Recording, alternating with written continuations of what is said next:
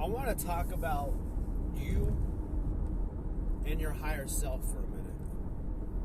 Something that I believe in. And I'll show you a couple of scenarios. I had some experiences lately where I'm probably going to be making some changes in my life. And to me, this is my higher self guiding me. If you don't know what I'm talking about, I believe that this life here that we're living, that you're living, that I'm living, is a version of your higher self learning. Your higher self is incarnating here on earth over and over to learn lessons, to learn and to evolve. I've been reading a lot into this thing called the Law of One. It's the raw material, and I'll probably get into that more as I get more and more of an understanding of it. But it's basically stating that we are all one, we're all of one, we're all part of the same consciousness. We're just different parts of the same consciousness, living lives through reincarnations. So the higher consciousness can have experiences and learn. I believe that we all have versions of our higher self, and lately I've been asking for guidance from my higher self. During my meditations, during certain rituals, during things that I do, I am constantly asking for guidance and for help. And here's something that makes me believe. Here's why I believe that our higher selves talk to us. If you sit there and think about, one time I had this freaking really awesome idea, just kind of came out of nowhere. It's like, oh man, I had this awesome idea.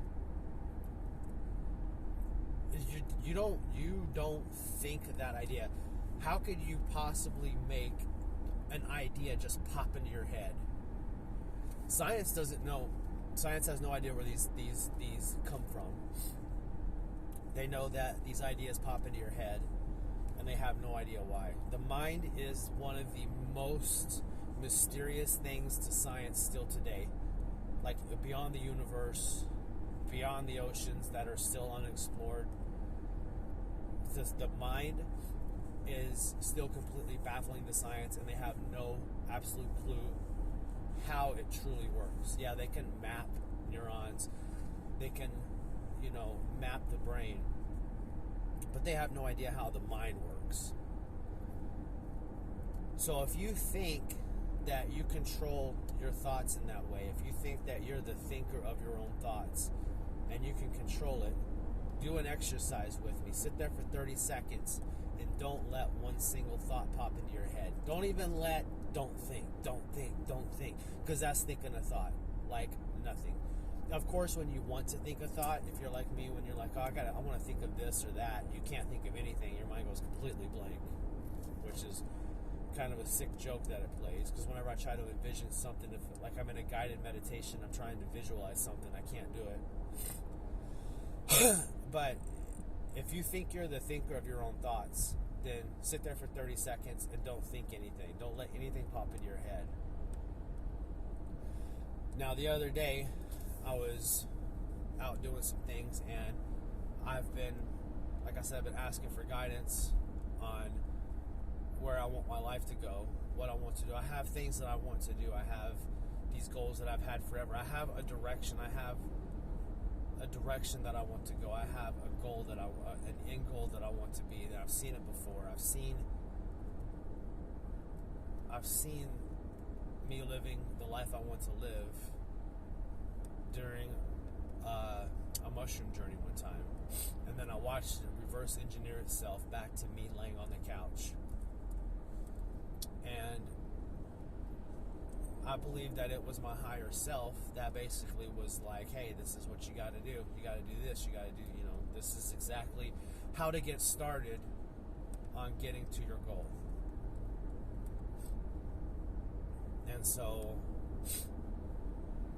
I'm starting to kind of map out what it is I want to do, how I want to get there. And even until I had that thought pop into my head, the direction from my higher self, even my goal and what I wanted to do was still a little hazy, a little foggy. It wasn't quite clear, but now it's like completely clear to me. Everything is completely crystal clear. And so I wanted to jump on and talk about the higher self for a little bit.